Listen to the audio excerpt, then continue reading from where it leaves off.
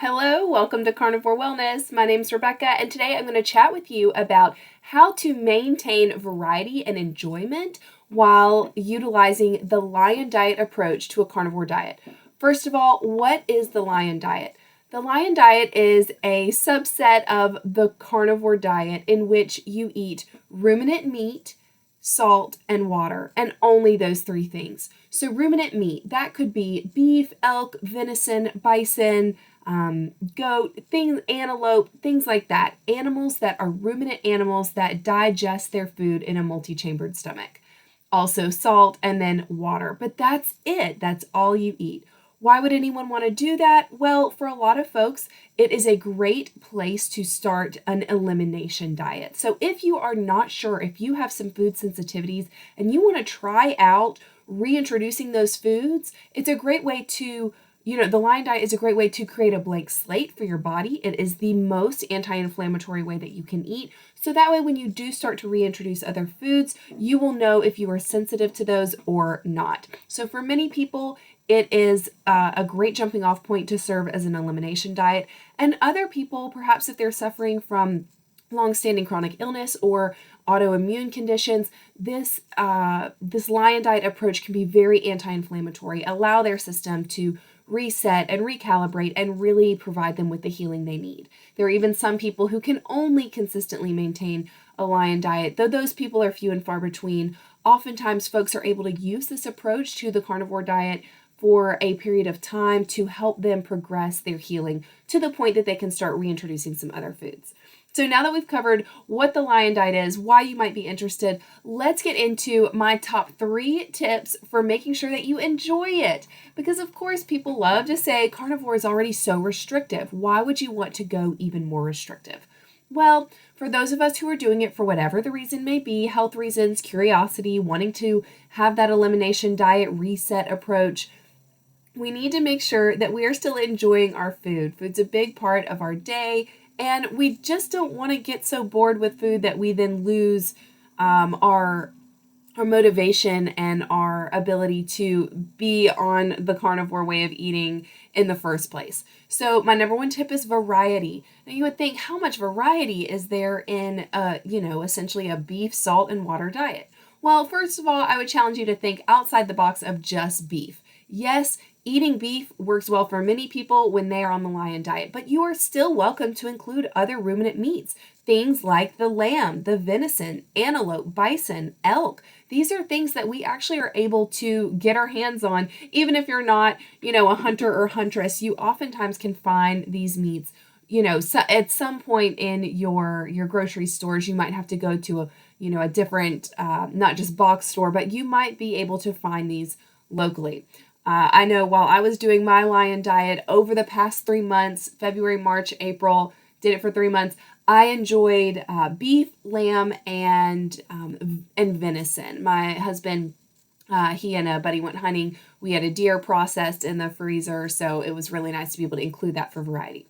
So let's just start with the beef because that is most common, and some people choose to do the lion diet approach with just beef. So for that, I would recommend ribeye, New York strip, top sirloin. I know it's on the leaner side, but it's still great for some variety. A T-bone steak. A chuck roast is excellent in the crock pot. So is a chuck country style ribs. I've had those many times while on the lion diet. A filet mignon. You can even have short ribs, super nice and fatty. Another cut of short ribs is the flanken style short ribs, just cut a different direction. And then also, you can have other things too. You can have London broil, bottom round roast, or, plain old ground beef and hamburger patties, either cooked, crumbled up, or in hamburger patties. Mixing up the different cuts and styles of how you prepare these meats really gives you a lot of variety, even within the context of only eating one particular food. So those are my go-tos for your beef. Now for your lamb, and I forgot a perfect fatty one, brisket. I didn't actually have brisket at any point in my 3 months, but I wish I had. I just haven't learned how to cook that. If you happen to have a great idea, recipe for how you slow cook a brisket, and have it turn out perfectly every time, please put that in the comments below. I would love to know. As far as having lamb, I really enjoy lamb, about once a month or so anyways, even when I'm not doing the lion diet. I find that I really want that lamb taste. It does taste different. Some people say it's a little gamey, and maybe it is, but honestly, I enjoy the flavor and I love to incorporate it. So whenever the Food Lion here had discounted either lamb shoulder chops or lamb loin chops, I always grab those up. It does tend to be a bit pricier than beef, so it's not something that I had all the time, but I did enjoy it usually once or so a week as a nice treat and just a different flavor profile, still within that ruminant meat category. You can also get ground lamb, delicious, but if you want those muscle cuts, you can get those too. So I'd highly recommend those. Again, like I mentioned, I had venison. Most of that venison was ground venison. I didn't pull out any of the big roast or backstrap pieces, although I really should have during that 3-month time, just for variety. That is key in maintaining your enjoyment of your lion diet approach for however long you choose to do it. Now, I will say it's important to have key sources of fat. And so the fats that I highly recommend during this time would be beef fat trimmings themselves, tallow, which is just rendered beef fat, or even bone marrow. That's often one that we can kind of skip over or gloss over, but that bone marrow is an excellent source of fat to incorporate in a lion diet approach. Now, why would you need to incorporate fat? What about just eating the fatty meat? You can certainly do that. You can eat your ribeyes, your T-bones, and your beef short ribs or flanken ribs, whatever, your brisket, whatever fatty meats that you really love. And for a lot of people, that is enough fat. For other people, that's simply not enough, and they need to reinforce their food and round out their meals with added fat, especially if you are going for a higher fat approach to your carnivore way of eating. If you're trying to get closer to those ratios of 80% or even 70% of your energy intake from fat and either 20 or 30% respectively from protein, then you're probably going to need to add in extra fat at some point. So I'd highly recommend that if you're going to do the lion diet, make sure you have an additional fat source. Otherwise, you might find that you're still hungry and leaning into eating more muscle meat when really that's not what your body is craving. It wants the extra fat. Remember, as carnivores, we are using fat for fuel, so we need to make sure we have these extra sources. So that brings me to my number 2 tip for enjoying variety on the lion diet, and that is go get you some beef fat trimmings. I know it can be a little daunting to have to go walk up to the person at the meat department counter and ask them, but be bold, step up, be bold for yourself. Ask them for beef fat trimmings. The worst they can do is say no, but I have yet to be told no, that getting beef fat trimmings from the meat department is not an option. Oftentimes they don't have them on hand right then and there, but they are happy to save them for you to come back and pick up at a later time, especially if they have big cuts of ribeyes coming up. Oftentimes weekends, the grocery stores are having to sling out some more meat. So that's a great time to go talk to them Friday morning, Friday afternoon. Hey, would you mind saving these extra beef fat trimmings for me to pick up on Monday? I would really love to be able to have those extra beef fat trimmings. Oftentimes, they won't charge you anything. I have, however, had some meat departments that want to charge a small fee, usually $1 to $2 a pound. That's reasonable. If they start charging more than that, push back a little bit because they're going to throw these away anyways. All right, maybe that's a little tangential, but I'm just really, big promoter of wanting people to find a source for beef fat trimmings because it's so important in making sure you have this extra fat. So not only can you eat the beef fat trimmings, just fry them up in the pan as you're searing your steak or put them in the air fryer, crisp them up. Absolutely delicious, and again, a great way to bring in that fat. Now, if you don't want to eat the beef fat trimmings, some people are a little put off by the texture, that's fine. You're welcome to render that fat down into tallow, and that is something I do regularly. I am fortunate enough to have a big meat grinder, so I run the tallow through the meat grinder. That definitely expedites the process, but you can sit there and do it by hand, cutting up the fat into smaller pieces. I've done that as well. Throw it in the crock pot, let it render down for 12 to 24 hours, depending. My tip is make sure you wait until you don't hear that crackling sound anymore, and then it's ready and it's rendered.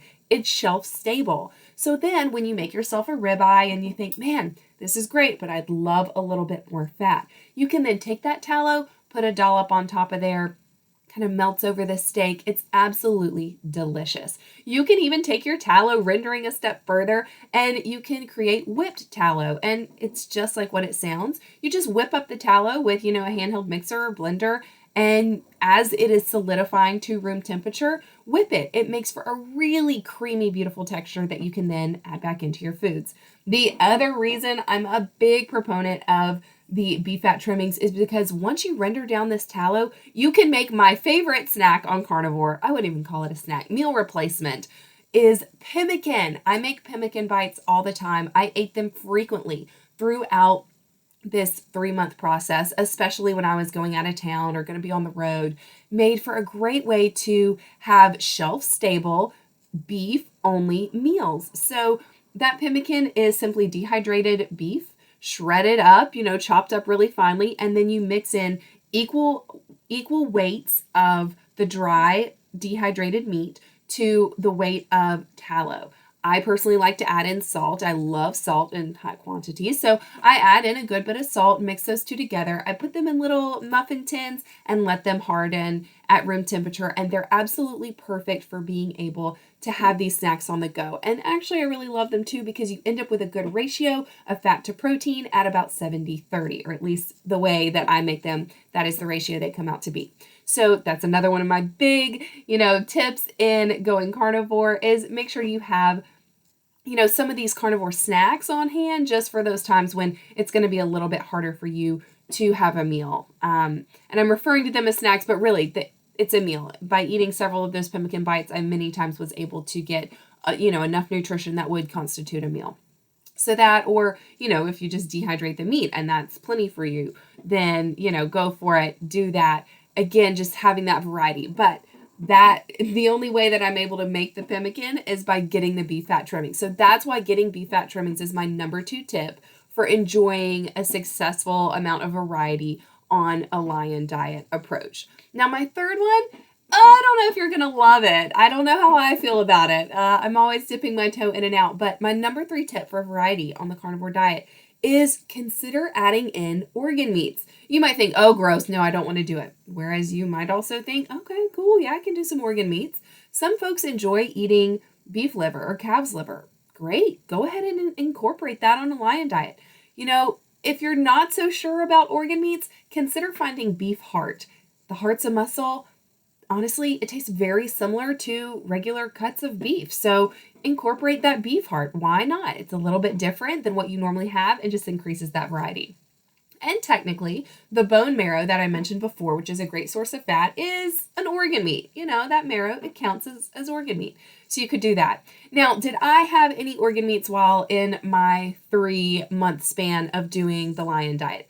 Yes, I did, but not a ton of variety. What I did was I took the liver from the deer that was in the freezer, so it was a venison liver, and sliced it up very thinly, dehydrated that, and when I went to make those pemmican bites, I mixed in that dehydrated liver, and so my pemmican bites had a little bit of that liver in there, those organ meats. I didn't overdo it. I only did about 2 ounces of the dry weight to about 14 ounces of the dry weight of the regular beef. So it wasn't much, but it was enough to, change the flavor profile just a little bit and also made me feel good knowing that I'm getting a wider range of nutrients. So feel free to incorporate those sorts of things if you would like. The other thing that I did during this time was anytime I had ground beef, I would just spice that up by adding the Pluck seasonings. Pluck is a brand that makes organ meat blends that are seasoning based. I personally only chose the plain one. I don't include any seasonings, and most people would say on a lion diet that you probably should eliminate the seasonings, especially if you're doing it for elimination diet purposes.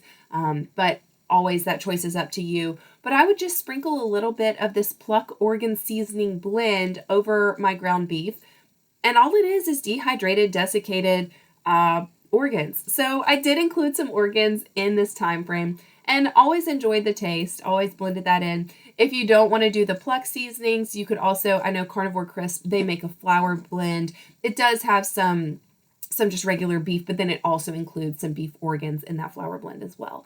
So Great ways to slip in those organs, even if you're not really a big organ meat eater. So those are my top 3 tips for enjoying variety on the lion diet. Number 1, pick variety in your cuts of meat and even the ruminant animals that you choose. Number 2, get some beef fat. Make sure that you have some sources.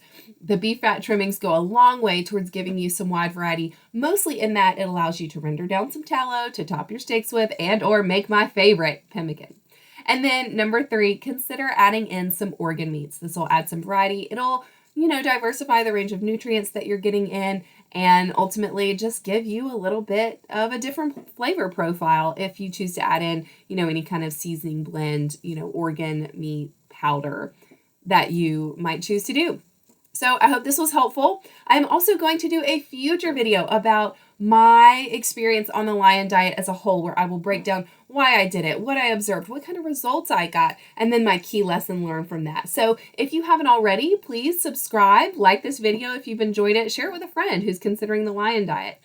And I will see y'all next time. Thank you so much for joining me today. Take care.